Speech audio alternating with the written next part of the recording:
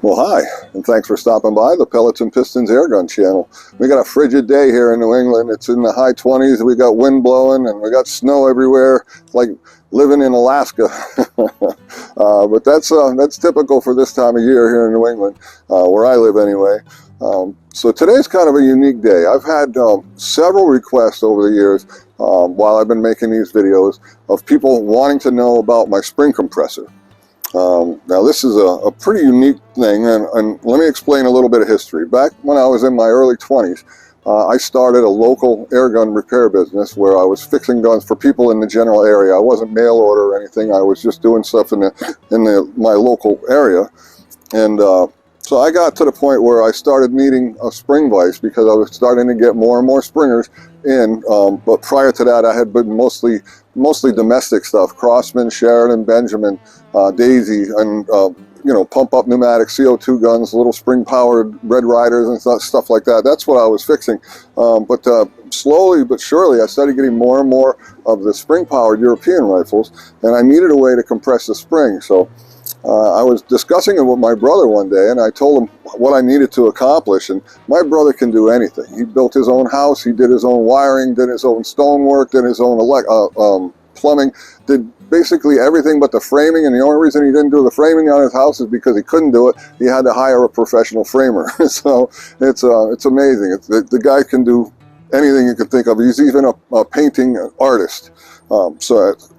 Fantastic brother. I love my brother to death. So anyway, on a Christmas morning, the family was together, and my brother had this big gangly box for me, and inside the box was this beautiful spring compressor. Now, he understood the theory because I explained it to him, but he had no idea what kind of pressures we were talking about as far as the spring tension goes, had really no idea how big to make it. So this thing's made overkill.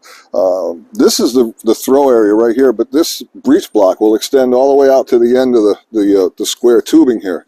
So you could put, in theory, a spring gun with a receiver that's 30 inches long on this thing and still be able to open it up. So he did build it a little too big, but it's a lot easier to explain how it works if I bring you up closer to that. So we're going to cut here, and I'm going to get you up close and personal with this thing, and we'll show you how it works, all right? So stick around. This ought to be fun, and thanks again for stopping by the Pellets and Pistons Airgun channel.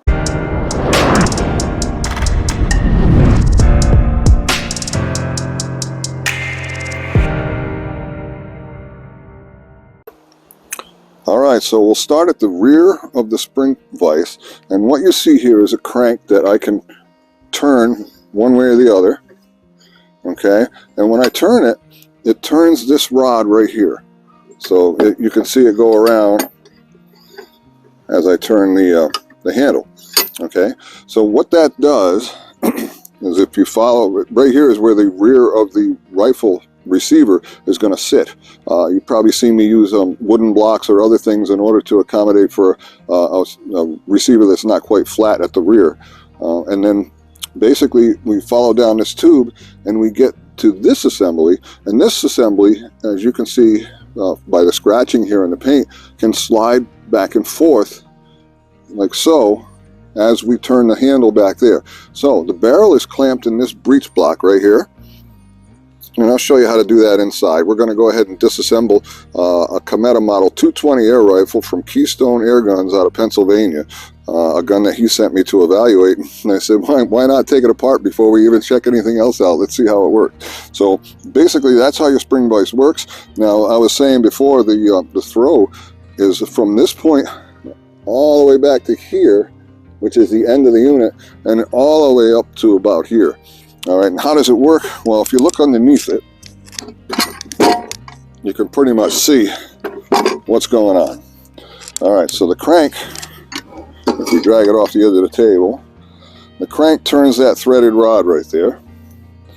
All right, that threaded rod goes through a threaded block right here. This has got threads on it, and it's all welded together to surround this square tubing, and that is where the clamp rides right here. So as you use this threaded rod, you can turn back and forth and make this go back or forward to compress or decompress the spring. So that's how it works, folks. It's really heavy duty. This thing's built like a tank, but it'll last me my lifetime, and whoever I leave it to, if they want to work on these kinds of guns, It'll last their lifetime too, I'm sure. All right, let's bring it inside and we'll demonstrate exactly how it works. So stick around, and thanks again, folks, for stopping by the Pellets and Pistons Airgun channel. Okay, so now that we saw outside how the vise operates, what we're going to do now is we're going to demonstrate it in actual use. And we're going to do that by using this action from a Cometa Model 220 Compact that a friend of mine asked to have me review on the channel. So I thought, you know what, it might be cool to take it apart even before we do the main review, just to see how it works and what the parts look like inside, and just get an idea how it's put together. And at the same time, we can demonstrate the spring vise. So here's your Cometa Model 220. Again, that's available from my friend John. He's at KeystoneAirguns.com. He sells online, and beautiful line of Spanish-made Cometa guns. There's a model for just about everybody. The prices are good. The quality appears to be good. We're going to find out a little more when we take this apart. Anyway, so you saw what I just did here as I removed this this flat-sided breech block from the bottom breech block, which is actually welded in place on the frame of the machine, of the clamp. And these two rods will engage with these holes right here on either side, and you'll notice there's a V cut into the bottom one. So originally there was some rubber in there, but the glue that held the rubber failed. Rubber fell out, and instead of doing that, repeating that same mistake, I made just a piece of leather here. It's an oiled piece of leather that I wrap around the barrel before I clamp it in that clamp, and that protects the barrel. I've never had one get scratched. And I just put this around the barrel like so. Alright. I like to slide it all the way up against the breech block, and that way there's no chance that the barrel that the action can slide down as I'm putting pressure on it, if you follow what I'm saying. This will keep it somewhere where it can't go any further. Alright, we just place that whole assembly right here in the vise. Try to keep that seam on the leather where it won't separate and expose this bare metal. Alright, and we're going to put this in sideways because there's a cross pin back here that we're going to have to take out in a minute. So we're going to hold it in sideways. We'll get that started like that. It can kind of be a pain just getting the threads to go on the breech block. They don't always want to line up, but trial and patience, and you'll get it started. Once you feel the thread engage a couple of turns, I'm going to go over to the other one and do the same thing. And once we're certain that we have a good clean engagement, we're not cross-threaded on either side. There we go, we're in. Alright, now I'm just going to kind of put the pressure on these bolts in order to bring everything in nice and snug. I don't want to go crazy tighten it down. I don't want to risk collapsing the barrel or anything, but we're going to go in tight enough to where we can try to turn it. And it takes a lot to turn, and we'll go just a little bit more after that. And then that's pretty steady. It's should stay in place for us. And so now we can move towards the rear. Now this gun, as we talked about, well actually we haven't talked about it because you haven't seen that video yet, but it's designed very similar to the fine work bow model 124 of yesteryear. It has a wing safety on the back that operates in much the same way and sticks out in much the same way. It also has a lug that holds the whole thing together. It does have an additional cross pin that the fine work bow doesn't have, and we're going to demonstrate that in a second, how to remove it. But at any rate, the whole point of what I stopped to talk about was that I had made a block for the 124 so that I can remove the breech block assembly out of the gun, not breech block, but trigger assembly, without doing any damage to that safety. So we're going to slip that over so that hole lines up with the safety like that, and then we'll bring the tension up on here until everything's supported the way it should be. Alright, just like that. We're going to put a decent amount of tension forward. Not a lot, just enough to say we got it held firmly in place. And that's a 7/16 wrench on this lug. We're going to go ahead and break it free. Now when you do this for the first time, if you have a Model 220 and you go to take it apart, you're going to find that lug is in there really good. And that's because the factory uses some form of thread locker that is very, very effective. You're going to think you're going to break this thing trying to take it out of here, but it'll come out. And after it does, I recommend removing some of that thread locker before you try to put it back in, because it's kind of hard to get the threads to line up. Alright, so this process here is just a matter of using my wrench to just get a couple of, there we go, just like that. You can see it's still a little too tight for me to remove with my fingers, and that's because of the thread locker that's still in the hole. I wasn't really able to clean that out. I was only able to clean the threads of the lug. There we go. Now it should be loose enough. Oh, our pin's already fallen out. That's not good. Alright, well, why we still have this here? Well, okay, so what I did is I put enough pressure on the rear of the gun so that this pin right here was free to fall, and that's exactly what it did. I would have preferred to have the lug come out first. That's kind of why it's fighting us now, because all of the tension is on that lug. So that's not the fault of the gun or myself. It's just the way things worked out. So we're going to go ahead and finish removing that pin and do this in the reverse way. Hopefully we won't do any damage to that lug. As long as we have tension going forward, the lug should be okay. So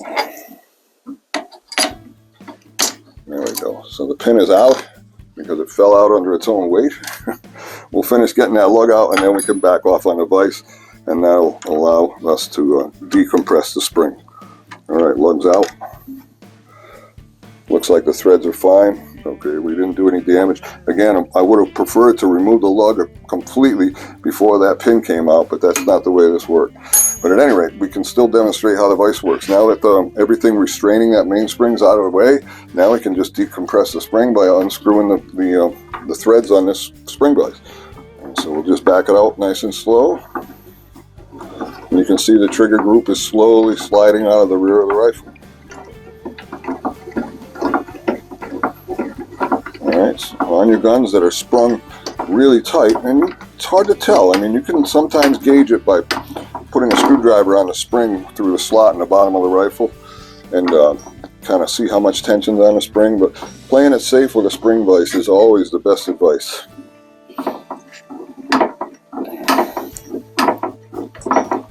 Alright, so the breech plug is just about out. The safety on this particular gun works just like the Fimer bow safety, and it rides on the top of the trigger group and uses a ball detent to keep it in place. Unlike the Fimer bow, which a lot of people find out the hard way, is the ball and the spring underneath the safety are free to fall out once the safety is removed. This one has an added feature of being captive, so the but the detent ball stays in place. There's no risk of losing it when the safety falls out of the gun if you're not holding it in place. Alright, so that's how you take the gun down, but more importantly, that's how the spring vise works. So if you have any questions, feel free to leave it in the comments, but I think I covered almost everything. And anyway, hey, so that's the Pellets and Pistons Spring Vise. There you go, folks. All of you that were curious on how it works and where it came from, now you understand. I'm sorry you can't buy one like this. This is a one-off. There's not another one like it on the face of the planet, I'm sure. It's just a wonderful tool. It's served me for years. It'll serve other folks for years and years, I'm sure, when I'm gone. It's just a fantastic design. Really, really cool. I know some of you are dying to figure out how this thing worked and where it came from, so at least you know the answers now. And I want to thank you folks for stopping by the Pellets and Pistons Airgun channel. If you haven't subscribed already, please do that. Give me a thumbs up if you enjoyed this video, and by all means hit that bell to be reminded of future videos. Thanks again, folks, and have a great day.